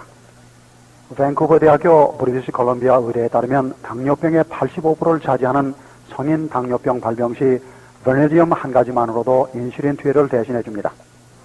물론 당장 인슐린 투여를 중지하는 것은 아니고 점차적으로 줄여나가는데 적정량의 베네디움과 크로미움을 복용할 때 대부분의 환자들은 4개월에서 6개월 내에 인슐린을 끊게 됩니다. 저는 이런 성공 사례를 수백 번이나 보아왔습니다. 캔사스주 토피카에 있는 힐스 패킹 회사에서는 사이언스 다이어트라는 첨단 기술을 이용한 동물 사료를 생산하는데 개밥도 생산합니다. 그 회사에 한번 편지를 써서 개밥에 정확히 몇 가지 미네랄이 들어있느냐고 문의해 보십시오. 대답은 40가지의 미네랄이 들어있다고 할 것입니다.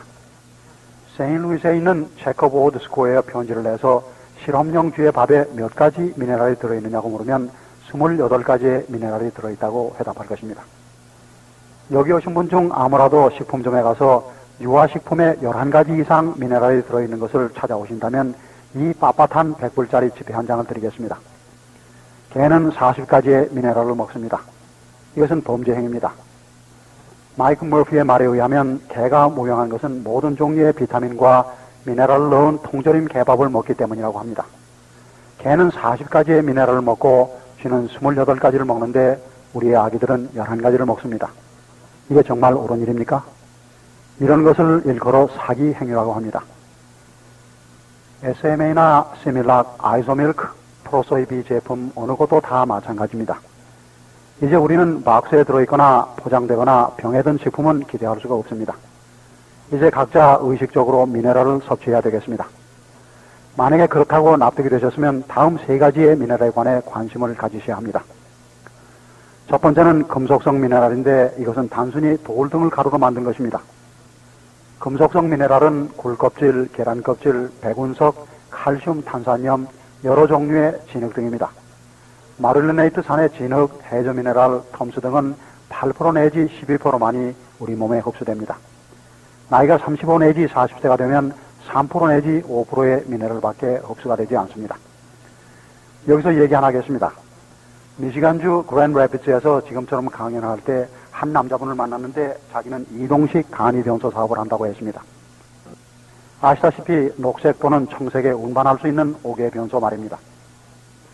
하여간 그 친구는 이 이동식 변소 사업을 하면서 보아온 얘기를 해야 되겠다고 해서 뭐냐고 물었더니 그 친구 얘기가 글쎄 그 간이변소를 작업장으로 가져다 호수로 물을 뿜어 씻습니다. 그런데 가져온 이동식 변소를 청소할 적마다 수백 개의 비타민 알약이 바닥에 깔려있는 것을 볼 수가 있습니다 라고 했습니다. 그래서 그게 비타민 알약이라는 것을 어떻게 하느냐고 물었더니 그건 아주 쉽죠. 바로 겉에 써 있는 거요. 텔레그램 M, 원어데이, 센트럼 등등 하며 저를 작업장 뒤로 데리고 갔습니다. 따라가 보니 거기에는 이동식 변소에서 나온 비타민 알약들이 산더미처럼 쌓여 있었습니다. 이건 바로 금속성 미네랄은 몸에 흡수가 안 되기 때문입니다. 이 약들의 라벨을 읽어보면 철분은 산화철에서 추출되었다고 써 있습니다. 그럼 산화철은 무엇입니까? 바로 쇠의 녹입니다. 오래된 기차철로에 가서 칼로 쇠녹을 긁어먹으면 바로 철분을 섭취하는 것인데 이 쇠녹을 약에 넣어 팝니다. 보통 금속성 미네랄의 한 종류인 유산염 칼슘 1000mg을 한 알의 칼슘정으로 섭취했다면 우리가 얼마나 잘못 인식하고 있는 것인지 한번 가르쳐 드리겠습니다. 두 알이라면 2000mg의 칼슘을 먹은 셈입니다. 실제로 사람들이 저에게 와서 항상 한다는 소리가 저는 선생님의 칼슘에 관한 라디오 프로를 듣는데 하루에 2000mg씩 매일 먹는데도 관절염은 낫지 않고 오히려 더 악화되어 갑니다라고 합니다. 그래서 무슨 칼슘을 먹느냐고 물으면 유산염 칼슘이라고 합니다. 여기에 문제가 있습니다. 1000mg 중 단지 250mg만이 금속성 칼슘이고 나머지 750mg은 유당입니다. 이 250mg 중 10%만 흡수가 된다면 25mg인데 1000mg짜리 하루에 두 알을 먹는다면 단지 50mg이 우리 몸에 섭취되는 것입니다. 따라서 필요한 양을 섭취하려면 하루에 90알의 칼슘정을 먹어야 합니다. 그래서 한 끼마다 칼슘을 30알씩을 먹어야 하는데 아직도 섭취해야 할 미네랄은 59종이나 더 남아 있습니다. 한편 모든 비타민을 자연식, 즉 음식으로부터 섭취하고자 하는 사람들이 있습니다. 하루에 1000mg의 마그네슘을 섭취하고자 할 때 시금치 10파운드, 즉 4.5kg이 얼마나 도움이 되는가를 생각해 보겠습니다. 마그네슘을 택한 이유는 채소의 푸른 잎은 엽록소가 들어있어서 마그네슘이 무척 많이 포함되어 있기 때문입니다. 마그네슘은 엽록소 내 한 분자인데 시금치 1파운드당 엽록소가 454g이 들어있습니다. 10파운드의 시금치에는 4540g의 엽록소가 들어있으나 그 대부분인 97%가 수분입니다. 다시 말씀드리면 10파운드의 시금치에는 1g의 엽록소가 들어있는데 그중 단 50mg만 마그네슘입니다. 이 숫자로 1000을 나누면 20이라는 인수가 나오는데 10으로 곱해보면 하루에 필요한 양의 마그네슘을 섭취하려면 200파운드, 즉 90kg 이상의 시금치를 매일 먹어야 하고 아직도 섭취해야 할 미네랄은 58종이나 더 남았습니다. 이렇게 많이 먹으려면 몸집이 꽤나 커야 할 것 같습니다. 저처럼 체구가 큰 사람도 도저히 그렇게 많이 먹을 수가 없기 때문에 보조식품에서 영양소를 섭취합니다. 다음으로 1960년대 농업계에서는 킬레이티드 미네랄이라는 것을 내놓았는데 농부들은 가축에게 일브로치를 먹여 99센트를 똥으로 내보내는 그런 바보짓을 하지 않기 때문입니다. 킬레이티드 미네랄도 실상은 금속성 미네랄이지만 표면에 아미노산, 단백질 또는 효소로 금속 원자를 둘러싸게 해서 체내 흡수율을 40%나 더 높인 것입니다. 이것은 미네랄의 체내 흡수율을 괄목할 만하게 개선한 것이기 때문에 건강식품업계에서 곧바로 뛰어들었습니다. 가장 효과적으로 체내에 흡수되는 것은 콜로이드 미네랄 뿐입니다. 콜로이드 미네랄은 98%가 흡수됩니다. 킬레이트 미네랄보다도 2배 반이나 흡수가 더 잘 되고 금속성 미네랄보다는 10배나 더 잘 흡수가 됩니다. 이것은 액체입니다. 액체 상태가 아니면 안 됩니다. 알약도 아니고 분말도 아니고 캡슐에 들은 것도 아닙니다. 아주 작은 미립자로 적혈구의 7,000분의 1의 크기입니다. 각 미립자마다 마이너스 전기를 띠고 있습니다. 우리 내장의 내벽은 플러스 전기를 띠고 있어서 콜로이드 미네랄은 장의 내벽의 자력 또는 전기적 힘으로 이끌리게 되는데 이상의 세 가지 이유 때문에 사실상 콜로이드 미네랄은 98%가 우리 몸에 흡수됩니다. 식물은 콜로이드 미네랄에 있어서 더 흥미로운 역할을 합니다. 이미 말씀드렸듯이 식물은 자체적으로 미네랄을 만들어내지 못합니다. 농토에 미네랄이 없으면 식물은 미네랄을 자체적으로 만들어내지 못합니다. 미 국회 서류번호 264번에 우리의 농토에는 더 이상 미네랄이 없다고 한 것을 기억하시죠? 식물은 금속성 미네랄을 흙에서 뽑아 올립니다. 식물은 이를 액체 상태로 해서 식물 섬유를 만들고 우리는 이 미네랄을 섭취해 몸속에 저장하고 사용하게 됩니다. 이렇게 우리는 미네랄을 액체 상태로 저장고에서 사용처로 운반합니다. 우리의 토양에는 더 이상 금속성 미네랄이 없기 때문에 우리의 식물이나 곡물에는 콜로이드 미네랄이 별로 없습니다. 중대한 문제죠. 120이나 140세를 산 사람들에게는 한 가지 공통점이 있습니다. 그들은 모두 해발 8,500에서 14,000피트의 고산지대에 살며 1년에 2인치 미만의 비가 오거나 혹은 눈이나 비가 전혀 오지를 않으며 이슬로 맺히지를 않으며 대단히 건조한 곳입니다. 이들이 마시는 물이나 농사짓는 물은 우리가 빙하밀크라고 부르는 액체입니다. 이 지역의 빙하는 1년에 4인치씩 바위를 깎아내립니다. 60 내지 72종류 이상의 미네랄을 함유하고 있기 때문에 빙하 밑으로 흘러내려오는 물은 에비안 워러나 가이드 워러처럼 막지가 않습니다. 유리컵에 담아 들고 오면 마치 저지 밀크처럼 황백색 또는 청백색을 띱니다. 우리처럼 보이기 때문에 티티카카나 티베트에서는 빙하 밀크라고 부릅니다. 그들은 이것을 마시고 사는데 35 내지 40세가 될 때까지는 섭취한 미네랄의 8% 내지 12%를 흡수하다가 그 이후에는 3% 내지 5%를 흡수하게 되는데 2500년에서 5000년 동안 그렇게 살아왔습니다. 더욱 중요한 것은 이 물로 농사를 짓고 과거 2500년에서 5000년간 해마다 농작물을 추수해 왔습니다. 그들은 당뇨병도 없고 심장병도 없고 고혈압도 관절염도 골다공증도 암도 백내장도 없을 뿐 아니라 기형아도 낫지 않습니다. 세금도 없고 의사도 없는데 그들은 무병하게 120세에서 140세를 삽니다. 콜로이드 미네랄이 중요합니다. 네, 꼭 중요하다고 단언합니다. 매일 미네랄을 복용하지 않으면 그만큼 몇 시간 또는 며칠씩 수명을 단축하는 것입니다. 우리들 대부분은 한사스나 티베트나 티티카카를 찾아가지 않습니다. 왜냐하면 거기에는 캔모 주방시설도 없고 세턴 자동차도 없고 TV도 전기도 냉난방 시설이 된 주택도 없기 때문입니다. 그러나 그들은 콜로이드 미네랄이 있습니다. But what they do have is colloidal minerals.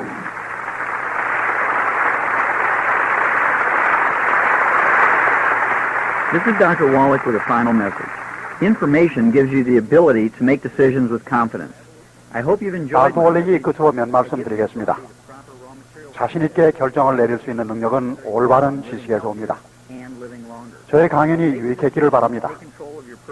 올바른 천연 영양소를 매일 섭취함으로써 건강하고 오래 살기 위해 필요한 조치를 취해야 합니다. 콜로이드 미네랄은 항생제와는 다릅니다. 한열을 복용하다 그만두는 처방약이 아닙니다. 산소가 우리에게 필요한 것처럼 콜로이드 미네랄도 항상 필요한 것입니다. 평생을 두고 매일 우리는 90가지의 필수 영양소가 필요합니다. 건강 장수하시기 바랍니다.